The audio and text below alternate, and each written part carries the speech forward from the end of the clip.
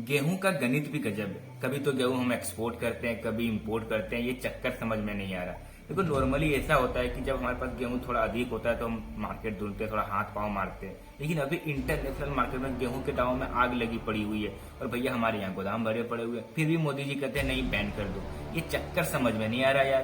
क्या देश में गेहूं की कमी हो गई? आखिर क्यों करना पड़ा भारत सरकार को गेहूं पे बैन? तो इस वीडियो में कंप्लीट जानेंगे कि भैया गेहूं का गणित, आखिर हम कितना प्रोडक्शन करते हैं, किस लेवल पे एक्सपोर्ट करते हैं, कितना इसका बफर मेंटेन करते हैं, कितना स्टॉक में रखते हैं।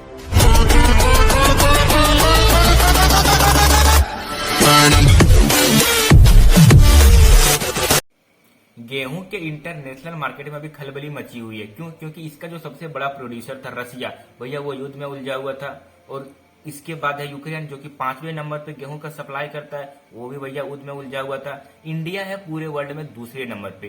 तो रूस और यूक्रेन के हटने के बाद पूरी विश्व की निगाहें भारत पे है कि भैया आप हमें गेहूं दो। इस कारण जो है गेहूं की रेट बहुत ज्यादा बढ़ गई। गेहूं की रेट इतनी बढ़ गई, अगर हम इसके डॉलर के सेंस में बात करें तो भैया भारत सरकार जो है वो किसानों से $260 एमएसपी पे लेती है। और अभी इंटरनेशनल में इसका जो भाव चल रहा है वो $450 के आसपास चल रहा है, मतलब लगभग डबल।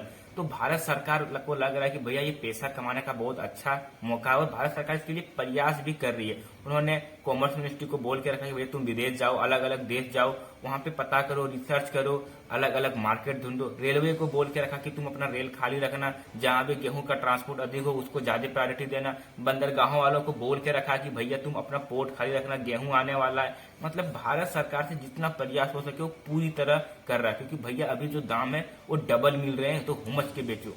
फिर मोदी जी के मन में क्या होता है, अचानक ये बोलते हैं कि भैया ये यूटीन लेते हैं और बोलते हैं कि भैया नहीं, बैन कर दो। आखिर भारत सरकार क्यों बैन करी, इसके पीछे राज वो, लेकिन वो कम्प्लीटली बैन नहीं करते। वो कहते हैं कि भैया इसमें जो प्राइवेट प्लेयर थे, जो उद्योगपति थे, वो नहीं बेच सकते। गवर्नमेंट टू गवर्नमेंट डीलिंग होगी, मतलब एक देश का सरकार दूसरे सरकार को गेहूं बेच सकती है, लेकिन प्राइवेट नहीं बेच सकती है। तो ऐसा क्यों करना पड़ा, तो जानते हैं। तो इसी को जानने के लिए पहले हमें थोड़ा गेहूं का गणित को समझ लेते हैं। देखिए, हमारे भारत में हमारे मेहनती किसान प्रेमी 100 मिलियन मेट्रिक टन गेहूं का प्रोडक्शन करती है।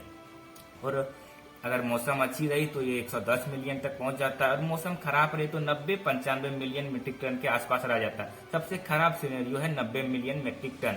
तो भैया 100 मिलियन मीट्रिक टन हम उत्पादन करते हैं गेहूं का पर ईयर। हमारे यहाँ कंजप्शन है पूरे इंडिया में गेहूं का, वो है 99 मिलियन मेट्रिक टन। तो जितना हम उत्पादन करते हैं उतना लगभग हम कंजप्शन कर जाते हैं। तो हमारे पास ज्यादा एक्सपोर्ट करने का स्कोप बचता है नहीं। एक्सपोर्ट हम तभी कर सकते हैं जब हमारी फसल अच्छी होती है, मौसम अच्छी होती है। तो जब 110 मिलियन 120 मिलियन मेट्रिक टन गेहूं हो जाए तब हम एक्सपोर्ट करते हैं, नहीं तो ऐसे एक्सपोर्ट करने का ऑप्शन है नहीं। लेकिन अभी जो है इंडिया का अगर हम रिक्वायरमेंट की बात करें तो वो 100 मिलियन मेट्रिक टन था, और भैया सरकार इसके लिए एक्स्ट्रा बफर लगती है 7.5 मिलियन मेट्रिक टन। अगर कहीं देश में आपदा हो जाए या फिर अगले साल गेहूं का प्रोडक्शन कम हो जाए तो उसको मेंटेन करने के लिए सरकार जो है अलग से बफर रखती है कि 1-1.5 साल जो है इससे हम काम चला रहे। तो भारत की रिक्वायरमेंट है 100 मिलियन मेट्रिक टन, और भैया 7 मिलियन एक्स्ट्रा बफर रखते हैं। 107 मिलियन भारत का जो है मेट्रिक टन गेहूं का खर्चा है। तो भैया इस साल भारत के पास था 140 मिलियन मेट्रिक टन गेहूं। तो भैया 140 मिलियन मेट्रिक टन, तो भैया इसको दनादन एक्सपोर्ट करो, भेजो भेजो। लेकिन सरकार क्यों इसको बैन की? देखिए समझिए, भारत सरकार इस पर इसलिए बैन करी क्योंकि जितने भी उद्योगपति थे प्राइवेट, जैसे हमारे आईटीसी एक कंपनी आपको पता, उन्होंने देखा कि यार ये तो बहुत अच्छा मौका है, किसानों से माल खरीदते हैं और डायरेक्ट इंटरनेशनल मार्केट में बेचते हैं, डबल प्रॉफिट होगा।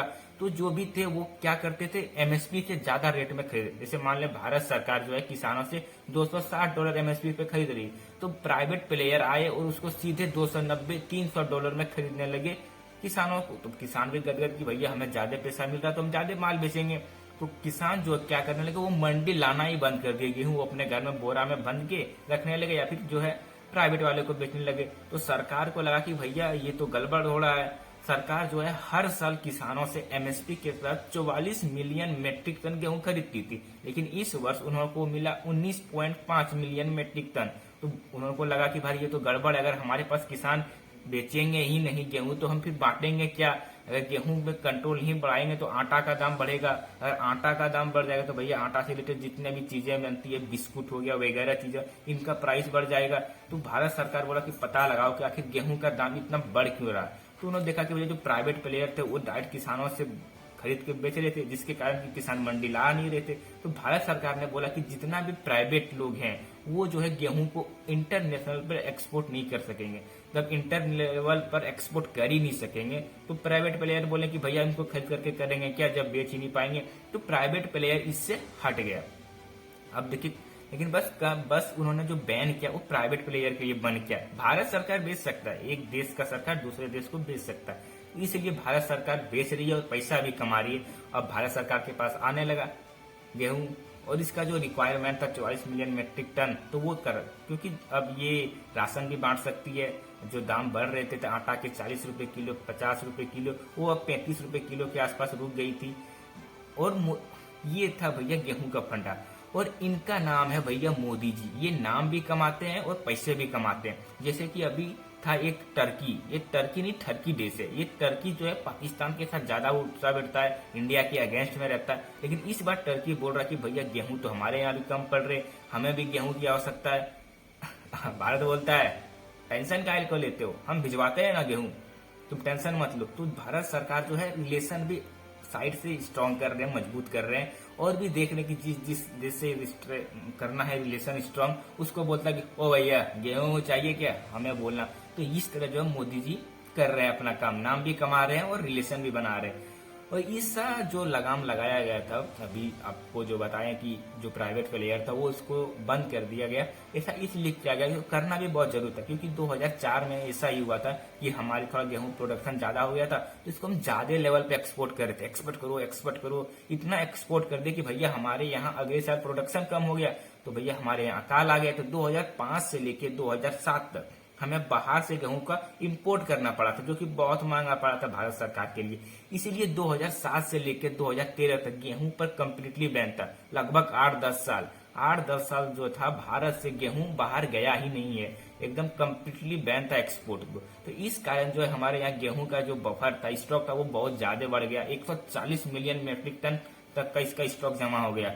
इसलिए इसका फायदा कब हुआ? कोरोना के समय में। कोरोना काल में बोले मोदी जी सबको अनाज दो, क्योंकि भैया हमारे पास ऑलरेडी बहुत सारे अनाज थे। 140 मिलियन मेट्रिक टन, हमारा रिक्वायरमेंट ही 100 मिलियन मेट्रिक टन, तो ये 40 मिलियन मेट्रिक टन एक्स्ट्रा था वो भैया सबको बांट दिए। तो इससे वहां मोदी जी को नाम मिली।